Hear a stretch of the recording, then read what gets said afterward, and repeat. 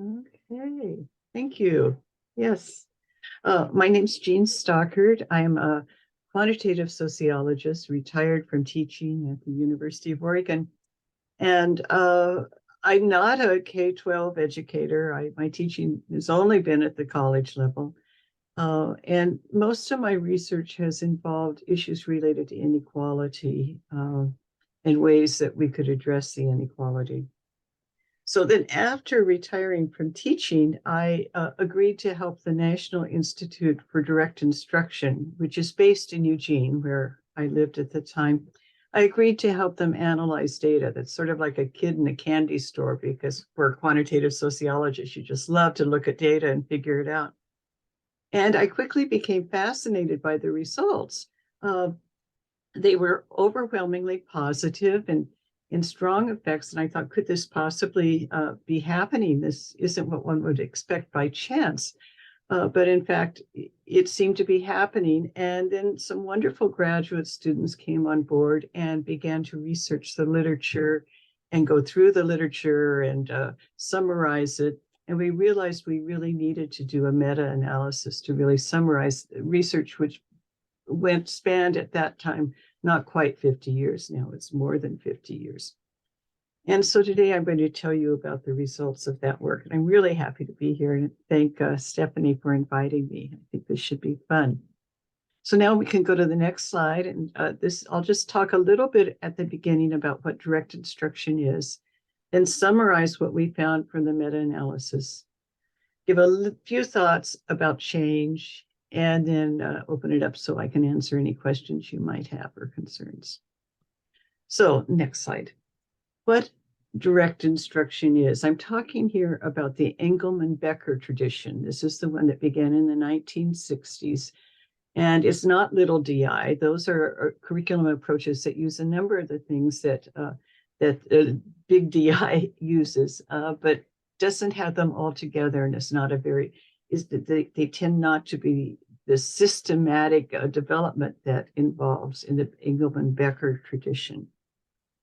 It's based on the assumption that all students can learn if they are given appropriate instruction. The work began in the 1960s during the civil rights era, big concerns with poverty and inequality. And it began with work in a preschool with students from low-income neighborhoods and families. From the work there, they realized that the students, if they were given appropriate instruction or instruction that made sense to them, they could really learn, and all students could learn. And if the students weren't learning, there was something wrong with how they were teaching. And they needed to figure out then how to teach best. Now, in my mind, this is really important because the onus of student learning is on the instructor.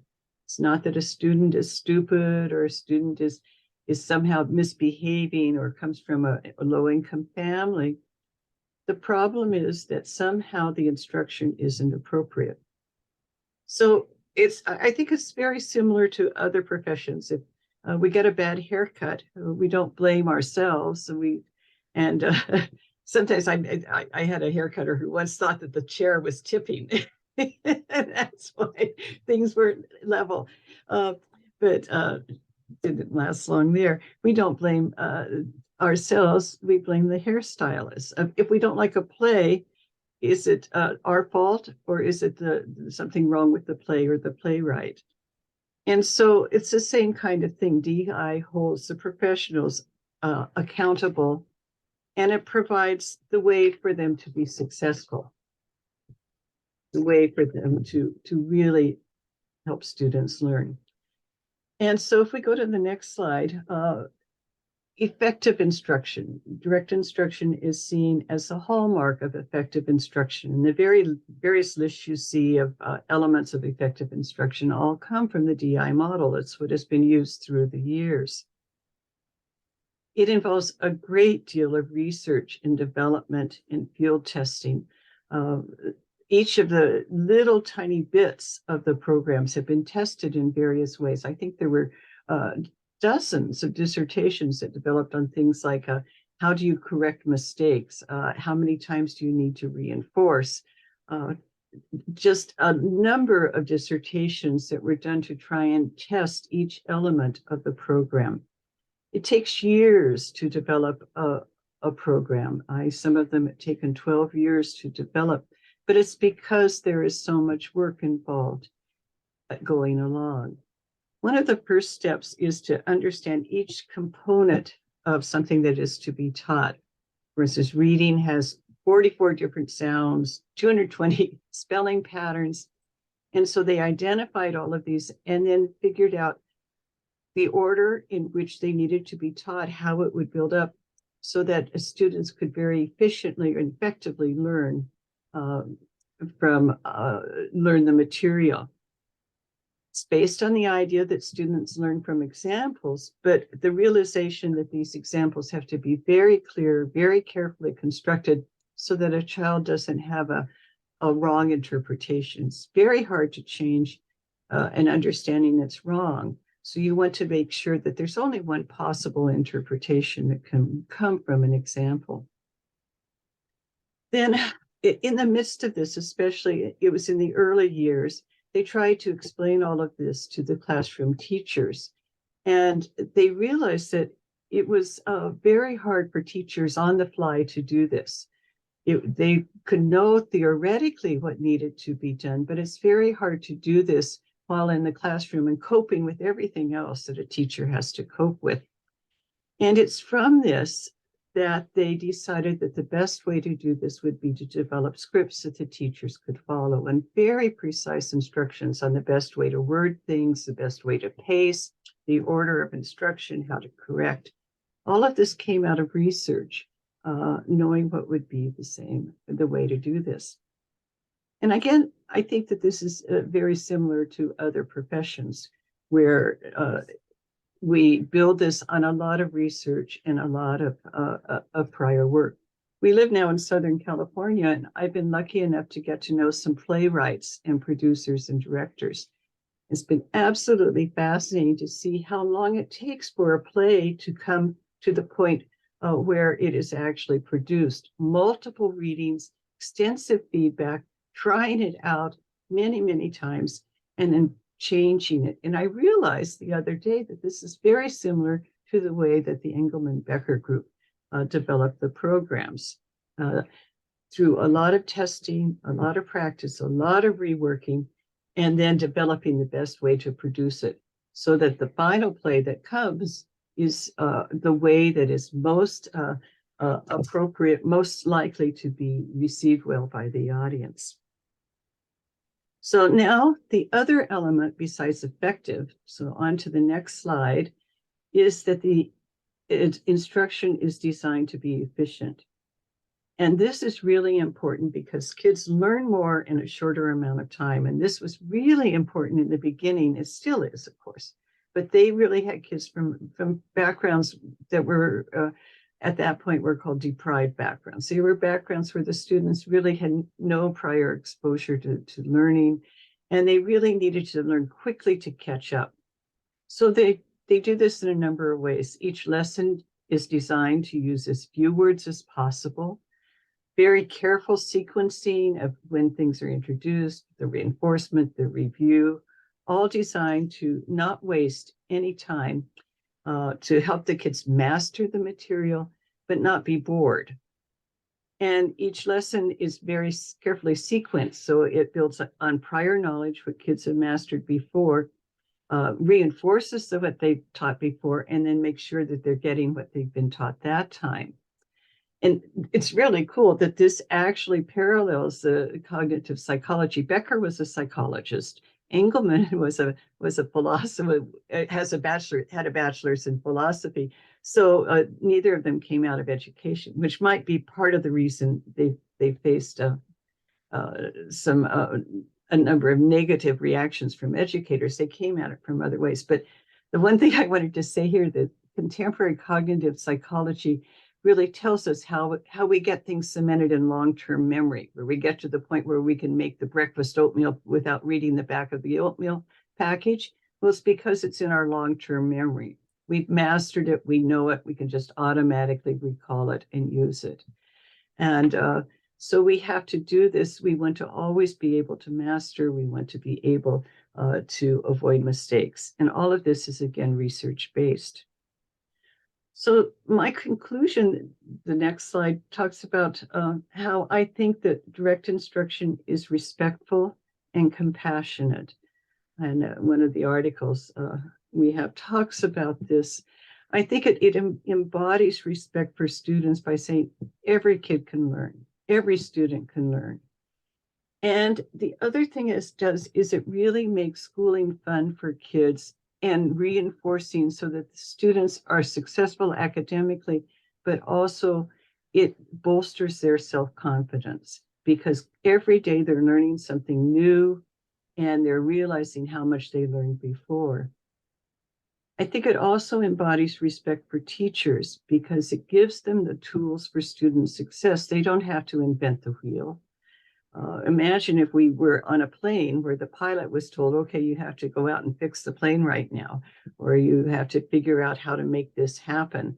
We don't ask the actors to write a play. We really give them the tools so that they can be a successful actor. The pilot can fly successfully. So what happens with direct instruction is it frees the teachers up from having to worry about curricular design and gives them the time, the energy for focusing on student learning and the fun of teaching, the interacting with students. And when you watch them do it, it's like coming alive. It's like the difference of watching a 7th grade class try to do Midsummer's Night's Dream and going to the Royal Shakespeare and seeing them do it. I mean, it's this, the fluency and the enjoyment and the mastery of the art is amazing. And that's, I believe, why teachers like it. And that's what we found in our work. So what did we do? How in the world did I reach this conclusion? Well, it comes out of a work that I mentioned at the National Institute of Direct Instruction. And the three we are summarized in a book, All Students Can Succeed. And there are a number of articles that build up to that. And I'd be very happy to share those articles with anybody who wants. And what we did over the years, it took about 10 years in total. So these are the folks who sort of cycled through working on it. None of us were educators, a historian and 2 psychologists and myself, a sociologist, which I think, in my view, of course, is an advantage because we were removed from controversies in the field. I see ourselves as independent, really looking at the data. What we did was we went through hundreds of studies and calculated effect sizes, statistical measures of how big a difference there was between 2 programs, between direct instruction and other programs. And we looked at reports published from 1966 to 2016 when we cut it off and said, okay, we're going to stop here and do, we have to just quit looking at data. If we go to the next slide, you'll see how much there was. This is a graph that shows the frequency of reports of direct instruction. So the line that's the curving one continually upward is the cumulative frequency, how many there were. And we found well over 500 reports. And some of them talked about the same study. So we were careful to combine those. And you can see that through the years, every year there were multiple reports and studies that came out about direct instruction and no tendency to decline in later years. There was a blip in the mid-2000s. I think a number of dissertations came out then or something like that. But in any case, no continual evidence throughout the years. And these studies had a lot of different characteristics, different students, different designs, different kinds of tests that were used, different kinds of outcomes. So what we did was we wanted to see what was the effect of DI over time, and was it changed in any way by these different characteristics that researchers looked at. And we think, nobody has ever said that we're wrong on this, that this is the largest meta-analysis that's ever been done on educational programs. And the really cool thing is because it's so large, we could do all these really fun statistics. So if we go to the, I'll tell you a little bit about our methodology. We calculated the effect sizes. We used two methods. One was a counting method where we calculated what's the average effect within a study. And then another one is the mixed models, which is a statistical analysis, like a regression, where you can control for various variables. And the mixed model is more accurate in that we can have comparisons within studies and across studies, but the counting method is an easy one to understand because I just couldn't believe the results. I kept going back and checking again and again and again. And so we really had a lot of checks for accuracy, got the same results time after time and from both methods. So I'm pretty sure the accuracy. Now, if we go to the next slide, put this into context about effect sizes. Traditionally, it really is now more than 50 years, folks have said that an effect size of 0.25 is educationally important. This corresponds to an increase in 10 percentile points, or an improvement index of 10 percentile points. So the change, the difference we would expect for a student at the 50th percentile would be going up or down 10 percentile points given a 0.25 effect size. Recently, some folks have said, oh, this is just too large. You just can't get there. The median effect size is 0.19. And if you have one as high as 0.50, that's going to be just huge. And you should just consider 0.25 as large. That's as good as we can do. Of course, given my work with inequality through the years, I was very, and still am, very concerned about the difference of scores from low-income backgrounds and other households. The effect sizes separating students from low-income houses and the national norms is an effect size of 0.74 for reading, 0.84 for math. So much larger than this traditional 0.25. So we really need to aim, I think, for this larger effect. So what did we find? As I have hinted, we really found strong evidence of effectiveness, much larger than the traditional benchmarks and the averages from other studies. It really more than twice as big as this traditional benchmark. The average effect size from the mixed models, 0.56, from counting 0.59, statistically equivalent, an improvement index 21, 22 percentile points. And one of the interesting things was how rare it was to have studies that had negative effects. Every once in a while, there would be some negative results. And it was only as I really got to the end and sort of, with a project, you sort of step back at the end and you reflect on it. And at that point, I realized there was only one study that had negative results that were statistically significant. But at the same time, this study, which had tens of thousands of students, had a small effect size, negative 0.13. So in other words, there was no study that had that showed that DI was doing worse with students that was both statistically significant and substantively significant. And the chances of that happening, of course, are very, very, very, very, very small, not in this universe. So very, very small. But, we thought, okay, we need to check, are there some situations where DI doesn't do as well? So if we go to the next slide, we looked across methodological characteristics and found no differences across the years. There was no tendency for it to become less effective over time or be more effective now than earlier. No differences across different methods of design. And people say, oh, it has to be a gold standard. That doesn't make any difference. random assignment, norm control, cohort control, all these different studies, all the same.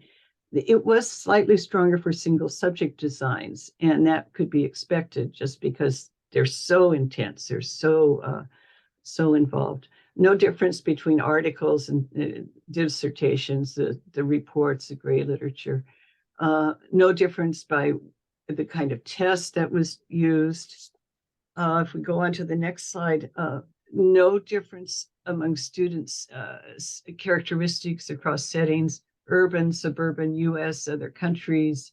Uh, uh, no difference between public schools, charter schools, private schools, universities.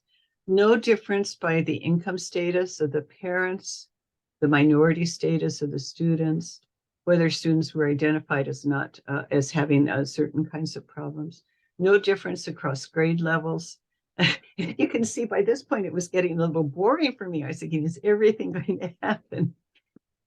Then also, again, no difference across outcome levels. Very similar results for reading, math, language, spelling, other academic areas. Very strong results for effective measures for students. Did they see them? Did they have self-confidence, self-esteem? And the effect size here, the average was 0.36, which is well above the 0.25 threshold that was seen as significant. Also, positive results for teacher and parent measures. Did the teachers feel good about it? Did they like it? And so on. If you have students you want to have do research projects, it's this area that needs more research. But I still could not find any studies that showed alternative results. Also, very similar results when compared to different kinds of curricula, other kinds of approaches. So there just seem to be a lot of very similar results. And then the next slide is cool because this asks, do the positive results continue? Out of the several hundred studies, there were 47 that included maintenance periods that looked at students after instruction had ended from just a few weeks to more than 10 years. These are studies that followed kids through the end of high school. Had over 500 effects we analyzed. The average effect was 0.43 and corresponding to an improvement index of 17 percentile points. So the evidence just seemed overwhelming. There were two things that made a difference. And here we can go to the next slide. One was if the teachers did a really good job with doing it, and if they were coached, if they were trained, if they'd had more experience with the program, they tended to have higher, the effect sizes tended to be higher. It's not a terribly big difference here. So it's easy for a school to say, oh, well, we're doing well. We can cut out the coaching part or whatever. But it does make a difference that students really did better when the teachers were, when there was evidence that they were doing well. And this is like everything. I mean, you get your hair cut at a beauty school, chances are you're going to have a worse result than if you went to a stylist you'd been going to for years and you knew how you liked your hair. It's like watching again, like a play from junior high school students and very skilled actors. Just when people have more practice, they do better. The next one, and this is a much bigger difference, is how long students have been exposed to DEI. And the longer exposure, the dosage, the better kids do. So this graph compares the average effect size when students were exposed for half a year and for 4 years, which is essentially kindergarten through third grade. And you can see a very large difference, 0.43 for only half a year, 0.74 for 4 years on average. And again, with just a little bit of exposure, they're doing better than the average. But boy, when they are there for longer, they do even better.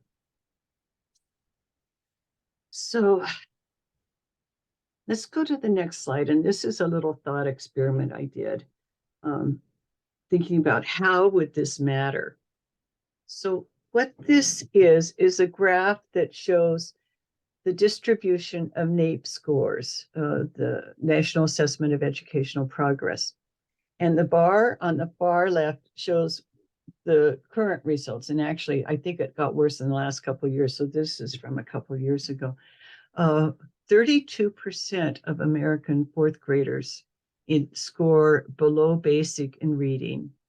31% are at the basic level. Just over a quarter are proficient, and less than 10% are considered advanced in reading skills at fourth grade. Now, you can mathematically take the results about what would happen if students were taught with direct instruction. And the middle bar just says, well, what if they were taught with the average amount of dosage, the average amount of exposure, and the average amount of fidelity that was in our data set from all the studies we could find, hundreds of studies. And so that's the middle bar. If that happened, theoretically, the percentage of students below basic would be more than halved. It would go down to 15. About a quarter more would be in the basic level, but you have less than half compared to 2/3 before who were either basic or below. And the percentage that would be advanced would be increased more than twice, up to 23. And then the third bar says, wow, well, what if everybody did it right? They started the kids in kindergarten, the teachers were trained and coached and had experience. Then you can see it changes dramatically so that you have well over 3/4 of the students at the proficient or advanced level. Now, of course, this is a simulation and it's pie in the sky and so on, but I think it really illustrates what could happen if the research were taken seriously and if folks acted on it. So let's now go on and reflect a little bit, sort of shift gears. I know a lot of people say that problems with student achievement reflect poverty and discrimination. And I absolutely agree that we need to address poverty, discrimination, inequality, all of the associated areas of life. But I think it's crucial that we understand that the root sources are very, very different. The root sources of inequality, social inequality, discrimination are based in our economy, in our culture, in our political world. The base of low achievement and patterns of low achievement is in instruction and in our schools. And because they have different sources, they need to be addressed differently. The data show that students can learn no matter what their economic background. So we can't use family background as an excuse. All students can learn, and the data show that, and the data are very strong. The data show they don't need special kinds of approaches. We don't need to change the way we're teaching. The direct instruction programs are shown to be effective with children no matter what their background. There's been no change over time as well. And in my view, and this is clearly my personal opinion, I believe that saying that students can't learn or they need special kinds of programs or special curriculums because they come from lower income families or some type of or a group that's a minority within the population. I believe that claim could be seen as demeaning, and it really discounts the students' actual abilities and their potential. And then, in addition, I really believe that increasing achievement among groups that have fewer economic resources can be a really important avenue of change. If we can increase the academic abilities of people who are from areas that are oppressed, think about the potential for change. This is part of the reason that in some cultures they deny education to certain groups. They don't want that potential out there. one of the most heartening things to me in recent months has been the call for effective instruction as a civil rights issue. The NAACP is leading this effort, and I'd encourage you to look at some of the videos they've produced and the statements they've put out. I think it's incredibly important that we recognize that effective, scientifically based instruction is truly a civil rights issue. And I really hope that we can all embrace this as scholars and as those who really believe in the importance of equality. So to sum it up, I think the evidence is clear. Systematic and widespread use of DI could enhance the well-being of students, teachers, communities. There's no evidence that another approach is better. The data span a half century, now more than half a century. They show it works. It conforms with what cognitive psychologists tell us about how people learn. Students like it, teachers like it, parents like it, and the impact is very, very strong. There's no evidence that we can find that there are situations in which it's not effective. And since I have the chance to talk to those of you involved in teaching and teacher education, I really believe that teacher educators could be at the forefront of change, be at the forefront of improving education and advancing equality. It's a really powerful linchpin in the educational establishment. So I really hope that you and folks you know look at the science and embrace the evidence and really lead the charge, lead the change. And I know there are challenges, especially given the philosophical orientation of many in the field. In a recent presentation, after I discussed all the evidence, a teacher responded by saying, "I'm an artist. I would never use a script. I would never use DI." And I was a little taken aback. But I know that the notion that teachers need to develop their own approach, design their own curriculum is very, very deep in the field. But the evidence is just overwhelming. Teacher design programs simply do not work as well as carefully designed research-based approaches. There's just no evidence. And the other thing that disturbed me, and of course, in those situations, I never think fast enough to say what comes on, a few hours later. But the notion that an artist doesn't follow scripts or rules is just simply false. Our children are artists. One's a graphic designer, one's a jazz musician, another one's a visual artist. All of them follow scripts. They all have rules that they follow. It's a very systematic profession. Just think about an actor. An actor who refused to follow the script of a play would be fired.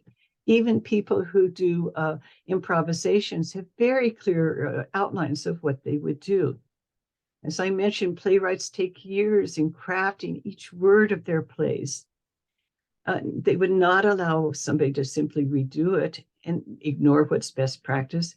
And we could say this about any profession, physician, airline pilot, a hairdresser who didn't follow the rules. Now, we can always wait 6 weeks for a bad haircut to disappear, or we can decide we're going to walk out of a bad play, or if we're in an art gallery, walk away from the pictures that we don't like. But the consequences for students who are taught in systems that refuse to use scientifically based curricula face lifelong consequences. The students lose, and so do their families and their communities and all of us, the society as a whole. And so as a social scientist and as a concerned citizen, I really hope that you and your colleagues will help lead the changes that are needed for our students in our schools. So I'm open to questions.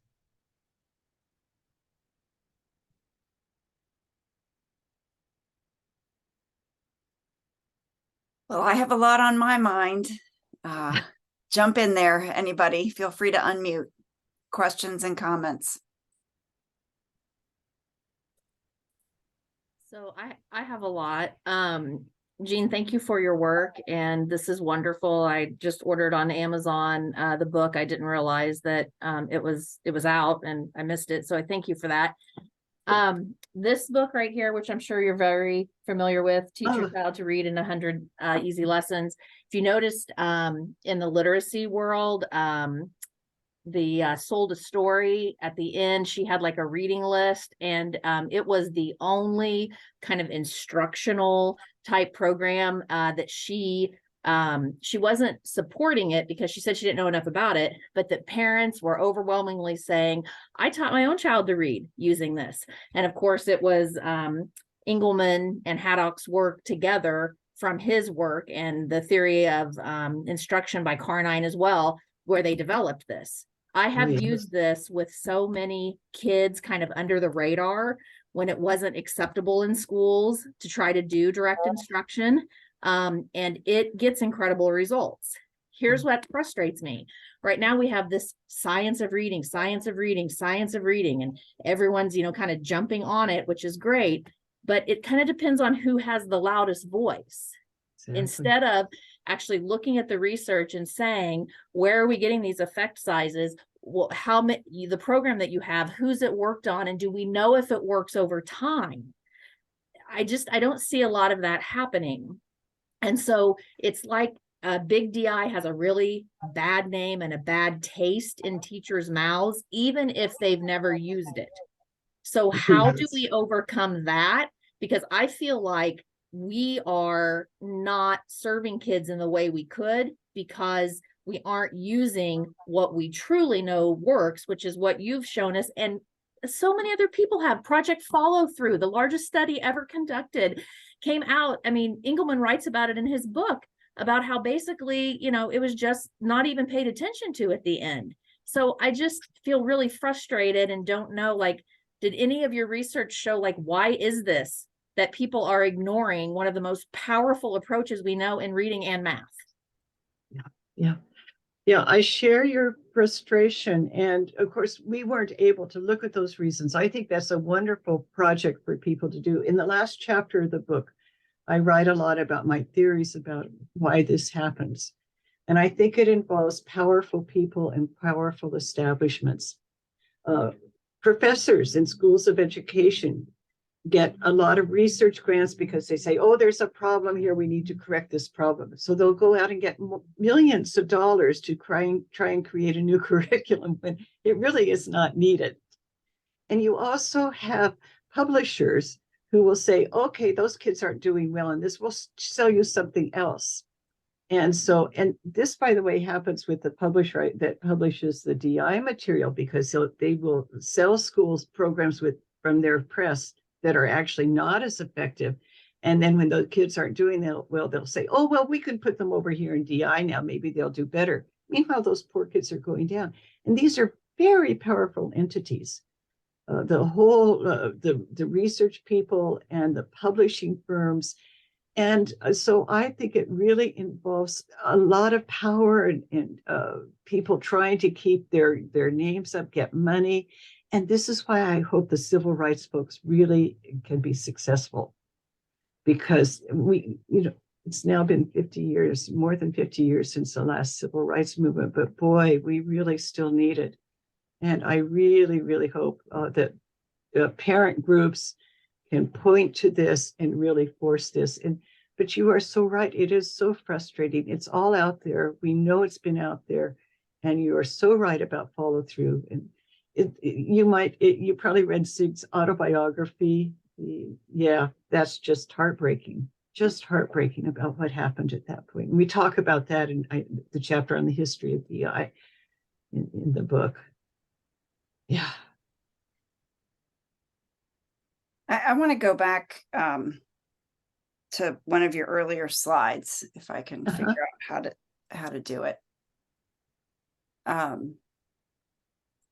The comments that you have here, this is slide 3. These assumptions. of the work. I want to see what people think about this and how this jives with what you hear from teachers and administrators in schools currently, the prevailing beliefs and approaches. This just strikes me as being not at all what I experience in schools, not at all what I see. People don't hold these assumptions, in my experience, that all students can learn with appropriate instruction. If they're not learning, there's something wrong with the teaching. The responsibility lies with the professional in the room. These seem like radical ideas to me. This strikes me as radical, because I don't see teachers being empowered to believe that this is the case. They don't have the knowledge, they don't have the skills, they don't have the materials that would give them this power to say, it's up to me. I'm capable, I'm competent, I'm prepared. I take responsibility. What I experience is teachers and administrators being willing to abdicate the responsibility, not because they don't want what's best for students, but because they simply have never experienced it. They don't have any experience with effective instruction many times. And so it's easy to fall into a different set of assumptions and beliefs, that it's something about the child. It's external to me as the instructor. It's something about the child.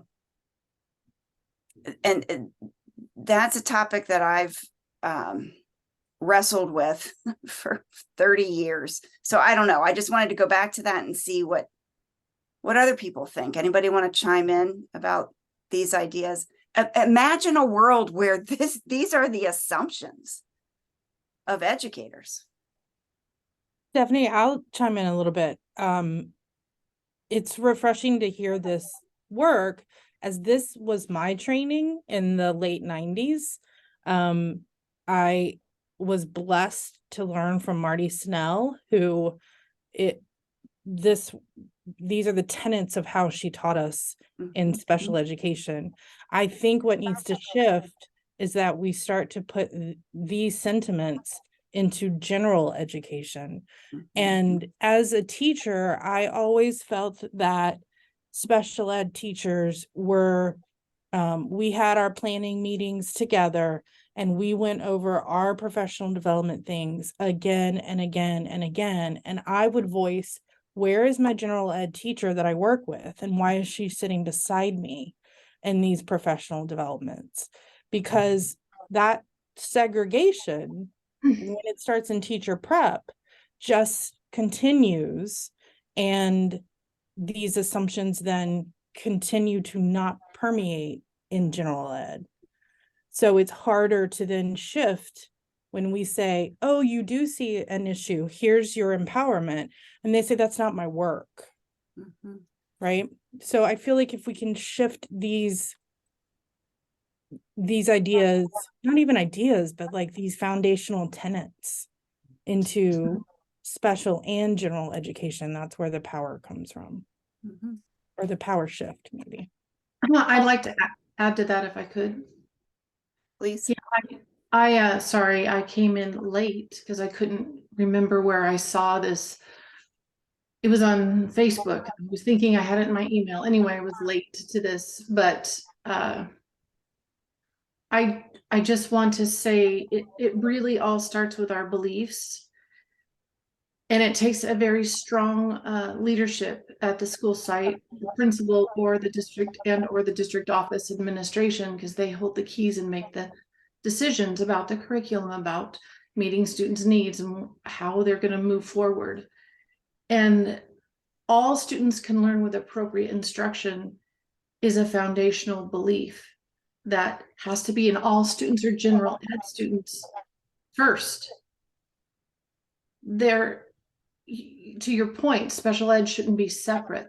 the professional learning should be together with the general ed. 30 years ago, I taught reading mastery. I went to University of Oregon and learned with Zig Eagleman, and it was absolutely profound. I learned so much, and maybe that's why I hold these beliefs so near and dear to my heart, but I took it into being a leader of a school, and I had to change that school to these tenets. And our school is living proof that when you put direct instruction in place and you do it thoroughly and you meet the needs of the kids, you will improve reading outcomes profoundly. And it's believing that all kids can learn. We had 88% poverty. It didn't matter. It didn't, when I first started in kindergarten 30 years ago, it was 99% poverty and 99% EL. But I taught them to read with reading mastery. And then for my own journey, I then learned all about the multi-tiered system of supports. And it goes hand in hand, that instruction goes hand in hand with systems. I think where we fail a lot of times is we'll have different curriculums that maybe work in pockets or in silos, but we have to have the right assessment, the right systems in place to get to every child. So I don't know. I'm a real fan of whatever you've just said, because this is what gets to the heart of the matter, but it can be done. It absolutely can be done. Can I jump into? It's Lori Severino. Sharon, that was exact, and Anna too. I totally was in agreement there. And I wonder if, and I know there's schools of ed on here, sometimes the silos start happening in teacher ed, right? There's the gen ed strand, and then there's the special ed strand, and the two shall not really cross. Yeah. And in Pennsylvania, at least for a while, for about 8 years, we had dual cert, right? If you were getting gen ed certified, you had to get special ed certified. That was beautiful. Now we're back to separate trainings again, right? So now it's separate strands. You're either a special ed teacher or you're a gen ed teacher. And I don't see how that helps with this whole, because as a special education teacher, I did learn direct instruction, right? And that's how I taught for years and years and years. And I feel like it was the special ed way. And then it wasn't the general ed problem. We'll just send them to special ed and it will get fixed. And I think we're still kind of along those silos in teacher ed, teacher prep. You're right, Lori. When in staff meetings, that's how I started making the shift in talking with the staff. And I said, I've done 1,000 SSTs in my lifetime as a teacher and an instructional leader. And I said, to what avail? I mean, to send them to special ed doesn't have a magic wand to make things better. We have to meet the kids' needs where they are. And we want to not have them go to special ed. It's really, a majority of kids, at least from my experience in special ed, it was because of our lack of instruction. They did not need to be in special ed. Exactly. And that was something that I had to really tease out and work with. And it never became perfect because of the parameters of the district I was working in, but we made some significant headway with special ed. And there's a name for that. When kids end up in special education or end up as poor learners. And I think Zig's the one that termed it, it's called dysteachia. Yes. Yeah. And I think I'm going to start a Facebook group that's called Stop the Dysteachia. One thing that happens when when schools adopt school-wide DEI is that the special ed referral rates go way, way down, which is probably the kind of thing you're talking about, which can also be a source of opposition to its implementation because people fear, well, am I going to be out of a job because there aren't any special ed kids? In fact, what you're doing is a better job of teaching everybody, and you're getting those special ed classrooms down, and then it cuts down the cost also for the school district. So there's lots of little things going in here together, but all of you are absolutely right that it really is a systemic issue. And the difference, I see this when I was at the University of Oregon, the difference between special ed and teacher ed was very strong at those points. Well, also as a leader, whether you're a principal or a district office administrator, I'll never forget implementing, we had reading mastery, but we didn't have an effective MTSS. We set up our MTSS, and we also brought in 95% group, which is very scripted and evidence-based. And I remember curriculum specialists that were high up in the district office really looking down, just literally crossing their arms, looking down their nose and saying, that's a scripted program. Why would you use that? Very disdainfully. And that was pervasive in my district. And I didn't care. I thought, because this is what gets kids to read. This is what is working. And thankfully, they left me alone. And where 93% of our sixth graders could read accurately and fluently, according to Acadian.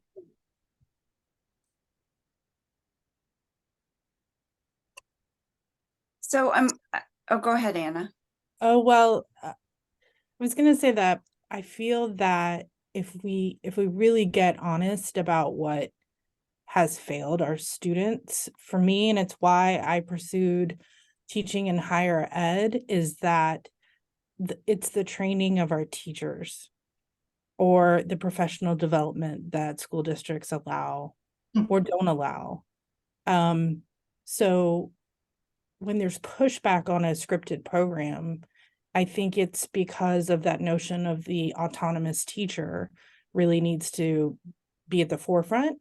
And yet, as a field, we have not trained the teachers appropriately.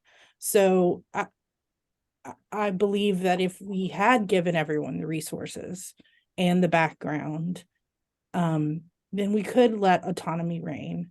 But until we have done that and brought about scientific and evidence-based practice to every teacher, we have to scaffold them, right? I mean, I worked with the Wilson reading system for many years, and until I learned it, I don't need the script anymore. I now know what to do as if am making the oatmeal, right?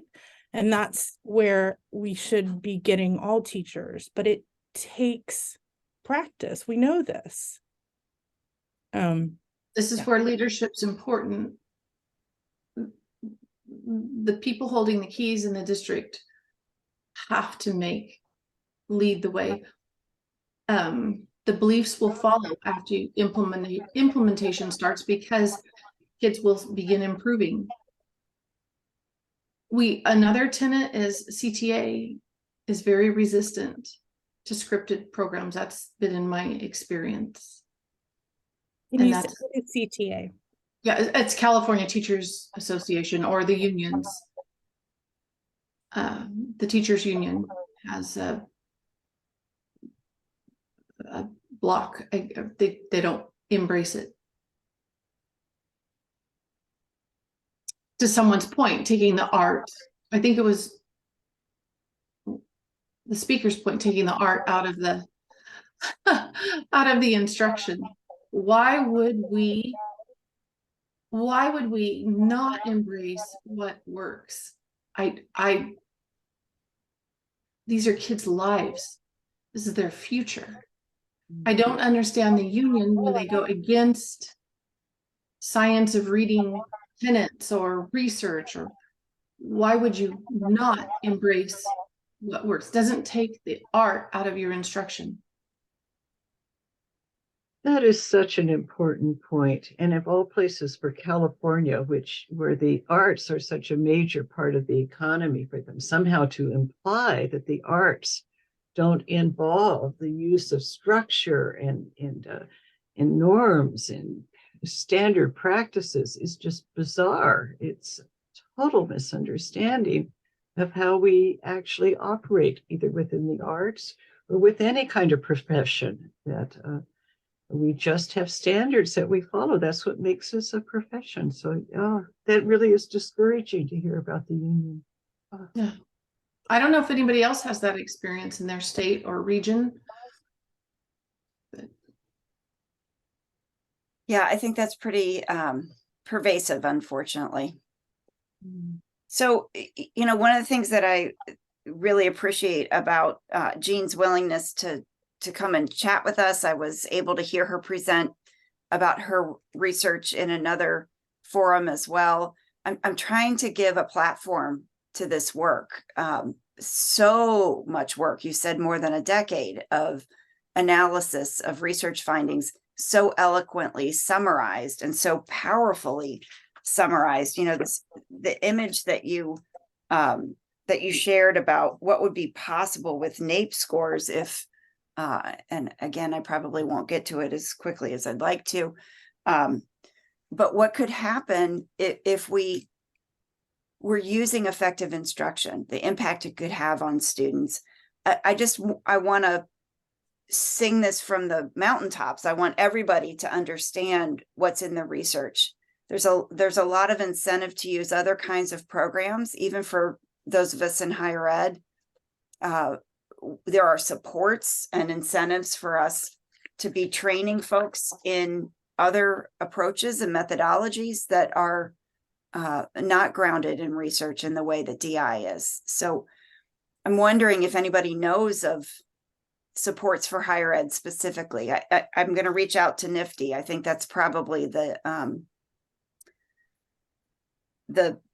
mechanism. If anybody is providing supports for teachers to be trained initially in these approaches, it's got to be that National Institute. So I talked with them about 2 months ago. Carrie Curro, in another group she leads for higher ed people, I asked if she would bring someone in about direct instruction. And so she contacted them and they spoke to us. yeah, And I've had a conversation back and forth. And I think a lot of it is they've just been down this road so long where people either don't know about it or they ignore it. Yeah. And I mean, I don't know what they're doing specifically, like about training for Mhm. higher ed. One area that I see, and Jean, maybe there was something in your work that you can point me toward, is I see a little bit of a gap between, like, in the big DI programs, and maybe I just don't know about it, between like the teach your child to read and the corrective reading, which really takes a lot of time, kind of a mid area there where they need a little bit more than the teach your child to read, but they don't need all of the corrective reading. And there's like a gap there that I think would hit a lot of kids. And I just don't know, is there something and I've missed it for, I'm talking reading specifically. Oh, yes, there is. And in the back of the book, we list all the programs, and one of the co-authors did an amazing job of getting everything that they'd written over the years. But there is the one that you would use with preschoolers, which would be the Teach Your Child to Read. Then you go on to Reading Mastery, which has also been done as in a Horizons, I believe it's called, which was done for children who know their letter names, because the Reading Mastery assumes that kids don't know letter names, or that that's taught very early and you can speed through that and get later. And then corrective reading is designed for the older kids who somehow missed out on the earlier stuff. So it really is a Reading Mastery. And then in the old days, it used to be called DISTAR. That was when it was Yeah. in Project Follow Through. And so that included reading, math, and language together. And then they broke them up, I believe, into the three parts. But Reading Mastery would be the core one. And so when I believe when schools do like whole school implementations, they use Reading Mastery. And it starts with the kindergarten and going on from that. Thank you. Sure. I'm sorry, I'm going to have to wrap us up, but I want to get Beth's question in here that she put in the chat. Has there been any analysis of the text being culturally responsive in reading mastery or corrective reading. Does anybody know about, Jean, do you have any info on that? I don't have any information on that. The studies we found didn't have that. I don't believe there were any that looked at that as a dependent variable. And that term is actually a relatively recent term too. Hmm. So it might be that somebody else has looked at that. Yeah. The Sounds like important thing. oh, go ahead. Yeah. Oh, I was just going to, no, it sounds like a good research project for somebody to look at. That's what I was going to say. That's Madden always sounds the like a good standard dissertation. response. Yeah. If somebody has a question, you want to say, oh, that's a good dissertation. Yeah. Topic. Yeah. Oh, I do want to do a shout out. I thought I saw Kelly Powell Smith, and I think I was on your dissertation committee many years ago. I think I saw her listed Hi, there. Jean. Yes, there you are. Nice to see you. Nice I to was see just saying the same thing. That'd be a great research project. you. A very, very smart doctoral student. Thanks, Jean. That's very sweet of you. Oh. Well, Jean, I want to thank you for sharing this tremendous work that you have done, pointing us to some other resources that we can check out, and your generous offer to share some of your other papers and publications. I'm sure we'll be sending some requests for that your way. Thanks so much for your time today. And thank you, everybody who was here participating. I appreciated the conversation. I hope we'll continue it in other ways. Thank you all. Bye. Take Thank you care, so everybody. much. Bye-bye.